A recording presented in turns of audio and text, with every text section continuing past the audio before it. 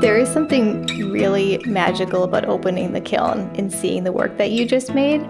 But from a making standpoint, I really enjoy putting maps on the pots. Suddenly they're just like, there's a mug, there's a mug, there's a mug. They've all got the maps on. Cheyenne Mallo and partner Zach Schiff are the makers and purveyors of Cheyenne Mallo Pottery in Olive Bridge, New York. Their signature mugs feature raised topographic maps of Catskills places like Overlook Mountain, North-South Lake, Kaatscast Falls, and Westkill. Each mug features black topographic lines transected by red dotted hiking trails and unique features like fire towers, lakes, and waterfalls. On today's Kaatscast, maps to drink by, crafted in the Catskills. Kaatscast is sponsored by the Central Catskills Chamber of Commerce, providing services to businesses, community organizations, and local governments in the Central Catskills region. Follow the Central Catskills Chamber of Commerce on Facebook and sign up for a weekly email of local events at centralcatskills.org. Thanks also to the Mountain Eagle, covering Delaware, Greene, and Schoharie counties, including brands for local regions like the Windham Weekly, Schoharie News, and Catskills Chronicle. For more information, call 518-763-6854 or email mountaineaglenews@gmail.com. If your cabinet is anything like mine, there's no shortage of mugs, but we tend to grab the same 2 or 3 every time. Maybe it's the shape or size, a meaningful design, or how it feels to take a sip of coffee from that perfectly formed lip. These are all very real considerations for Cheyenne Mallo and Zach Schiff, whose carefully crafted mugs are surely favorites in many a Catskills cupboard. For more about their work and process, let's head over to their studio in Olive Bridge, New York. We're in Olive Bridge, where we live, which is at the base of the Catskill Mountains, which informs a lot of our pottery, because our pottery features maps of hiking trails, rivers, lakes, etc., many of which are in the Catskills, so it's kind of an environment that we draw a lot of inspiration from. And we are specifically in our studio here, where we do all our work. And yeah, this is a full-time business that we both participate in. Cheyenne is a trained potter, as she may express. Okay. So I did my undergrad at the University of Wisconsin at River Falls, which is not Madison. It's a smaller state school, but I had a really fantastic arts department while I was there. And at the time, I was more focused in a career in printmaking, but I was also minoring in ceramics. And when I moved to the Hudson Valley in 2011 for an internship, the studio that I was at, which is the Women's Studio Workshop in Rosendale, had just a phenomenal ceramics community. And through interacting with them and engaging with that community, I found myself a little more drawn to the ceramic side of thing and less drawn to the print side of thing. So at the same time, I was also hiking in the Catskill Mountains. Being more invested in ceramics and pottery, I had this light bulb moment of, what if I put the hike I just did on a pot I just made? And it's really evolved since then. And from that happening around 2013, there was a really busy holiday season. And Zach at the time was working in a garden center and had winters off, which was perfect. So we had the situation was, hey, can you help me in the studio making all of these ornaments? Which turned very quickly into both of us doing this full time, expanding the studio. You know, there's a lot of crafts or products that are Catskills themed that you can buy locally, but not all of them are Catskills made. So that's really nice that this is made right here. And also, you know, to represent the Catskills, you could have gone with a number of things. You could have gone with black bear theme or wildlife or water features, but you've really honed in on this kind of topographic subject matter. So tell me a little bit about your adherence to that theme and how your creativity has that framework. Well, maps were actually something that I had used previously in my print work to sort of give my prints a sense of place, but they were a really subtle element of it. And transitioning that to pottery, it felt more authentic to be representing this other aspect of my life, which is hiking and spending time in the outdoors, to tie that into the actual map to represent this sense of place. If you've been there, you've seen the map and you know what that means.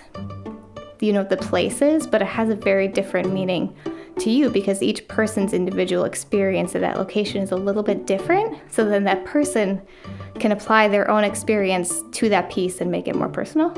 Yeah, I also think there's just something very aesthetically appealing about a topographic map. It's something about those lines and just the way they resonate with people, I think, is what we're latching onto and is what people connect with. Also, we just are very avid hikers. You know, Cheyenne loves to tell customers about how much we love hiking, and if they love hiking, we connect on that basis.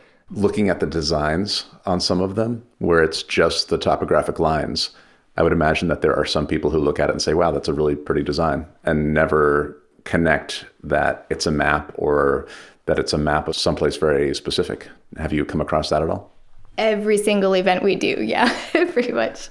But it makes it fun for us because watching their discovery of learning that it's a map is so exciting. Partially because of that, we also print the actual location of the map onto the bottom of the pot with a silkscreen decal, tying in the printmaking element of it.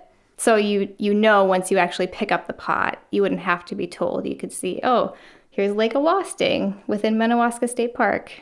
Or you know, some people are map lovers like us and they come up and immediately know. As I mentioned earlier, Cheyenne is more of the trained potter. I'm more of the novice, but one of the artistic contributions I like to think I make is I do the map designs, which comes down to basically just tracing on a piece of paper. So it's sort of a thing a kindergartner could do. But there's a little bit of aesthetics that go into it because we choose which map looks cool, which lines to represent, because of course, if you've seen a real topographic map, the lines are extremely dense and we can't include quite that density of line onto the pottery. So it's fun to kind of pick and choose which lines to apply and how to make it look. And there's certain maps that just look really cool and people seem to like them and we like making them, like the Devil's Path, for instance, or Lake Minnewaska, certain local staples that also have really great maps. And Cheyenne, would you say that would have been a very, very talented kindergartner to be able to do what he does on that? Not any kindergartner. No. Yeah. Tracing the map is one step in a long process that then involves piping liquid clay onto those lines, kiln firing, glazing, sanding, and a number of other steps that Cheyenne and Zach went into in quite some detail. Suffice it to say, this is no factory-stamped mug. I asked about the clay itself, which is sourced just down the road from a Kingston supply shop. The clay that we're using now is called 213 Porcelain, and it's made by Standard Clay Company. Conveniently, Bailey Pottery Equipment is in Kingston, and they're one of the largest U.S. suppliers for ceramic materials and clay. So it's a half an hour drive for us to go and pick up our clay, which is very convenient. But we're choosing this clay body primarily because it fires a really nice bright white. Unfortunately, the cost of this clay has just about doubled since we started using that. So we're actually exploring different clay bodies right now. One I'm pretty excited about is a clay body that can handle a little more thermal shock, meaning you could put it in the oven. So we're hoping to expand our line to be able to do like baking dishes, which is really the fun and the creativity in it, is creating like new forms for me. And because I like to put everything in the dishwasher, I asked whether these mugs would be an exception to that convenience. Totally fine in the dishwasher. It's totally fine in the microwave. We actually have some pieces that we do bake in. It's just slightly riskier to put it in the oven, so we don't recommend that people do that just in case. And these pieces are they're not cheap, but watching some of these Instagram posts or reels that you do that show the process, it's like, oh, yeah, that's why. Every step is pretty intense. I watched a piece where you hand drill the holes into a salt and pepper shaker. And that's one small component of that piece, which I assume takes a long time from start to finish. Yeah, handmade pottery, it's not like fast fashion. You're not going to buy something cheap, use it throw it out, get something new, you might spend more money on that one mug that a real person has made, but you're going to use that mug every single day. You're going to cherish that mug. It's going to be really special. It's going to bring back memories. And you're also supporting a person who loves the job that they're doing with any handmade thing, not just with artwork, as opposed to someone who pressed a button in a factory and there's, a million mugs that look exactly the same. Like, each one is unique, and that reflects your journey with the mug also. Pricing our work is a continual struggle for us, and sort of figuring out how much is fair to charge while not wanting to price out a big portion of the population, but knowing we need to sustain ourselves and knowing we need to reckon with just how long it takes to make these pieces. I mean, we calculated it before. I think it can be about like 6 hours or 3 hours for each of us to make a mug. That would be like a $9 an hour wage for the both of us, which is obviously a little bit lower than we would want, with Cheyenne having 6 years of college and all kinds of, there's a lot of overhead, of course, but it's something that we're continually wrestling with and trying to figure out. And we feel like we've balanced it fairly well, but it's tricky. It's definitely tricky. I think one of the challenges with our work is that normally you'd find the type of pottery that we make, you would find in a gallery, and it would be among similarly priced work. But our target audience and the people that we want to enjoy and have our pottery is not necessarily that demographic. It's that your average person who goes out hiking, who goes to a craft fair. What capacity do you think you're working at? Where do you see this going in terms of capacity and how much you're getting out into the world? We've kind of talked about that a lot. As far as the two of us working in our studio, we can't make any more work. We're kind of at what that capacity is. I feel like the work has a potential to take it to another level and add staff and expand and be in national parks. But at that point, we're managing people instead of making the work ourselves. And for me, it's more important and more enjoyable to have our hands in it and to be doing it. And the reason I got into ceramics in the first place was to make pottery, not to design a line and manage people making that work. If we expanded in terms of personnel, it does feel like we would have more of those administrative tasks to do, and we wouldn't be able to be making the pottery as much, which is again why we're doing this. Could be a retirement plan. After the break, it's not just mugs. Find out what else Cheyenne and Zach are creating and where to find them locally. Also, a candid chat about the most and least enjoyable moments of the pottery workflow. And if you'd like to pair a good book with that cup of coffee in the Cheyenne Mallo pottery mug, check out Briars and Brambles Books, the go-to independent book and gift store in the Catskills, located in Windham, New York, right next to the pharmacy, just steps away from the Windham Path, open daily. For more information, visit briarsandbramblesbooks.com or call 518-750-8599. Thanks also to our listener supporters. If you'd like to join their ranks, please click the donate button at Kaatscast.com. You can also help us by leaving a review on the podcast app of your choice and telling your podcast listening friends that there's a great Catskills podcast with a new episode every 2 weeks, and it's called Kaatscast, and everything's archived at Kaatscast.com, and, well, we'd certainly appreciate it. And now, back to Olive Bridge, New York, where Cheyenne Mallo took me through their mug sizes and some other offerings of the non-mug variety. Well, I have an instinct to make lots of really small pieces because I have kind of small hands. I'm small. I'm little. And we've gotten quite a few requests for larger mugs. Like, people like a lot of coffee. So we've started scaling up our mugs a little bit, and it's actually been really fun. They're pretty standardized. So we have a double espresso, we have a roughly 8 to 10 ounce mug, we have a 12 to 14 ounce mug, and then a 16 to 18, which is our newest addition that we're working with. Aside from mugs, what are you making? Something that we added within the last couple of years are our trays, which we have maybe 5 different sizes of. My favorite is a charcuterie board, like a personal charcuterie board. We don't make a lot of plates, partially because that raised line can be, I think, kind of like annoying when you're trying to cut something with a knife. So these sort of function as our plates. Like they'd be good with a sandwich. You could also put like oil and vinegar on it. The newest thing we've been making are these salt and pepper shakers, which are a redesign. We used to make these as extruded tubes, and they were hand built, and they were really a pain in the ass to make. They would take a really long time. They just they weren't quite it yet. They were cool, but they took too long for what we felt like we could charge for a price point on them. So we started throwing them on the wheel instead, and they were so fun to make. They're a lot faster, and I just think they're adorable. So I'm looking forward to making more. We've only done one round so far. And it's got like a little cork filling station on the bottom of it. Right. So there's a hole on the side that has a cork that you can remove to refill with salt.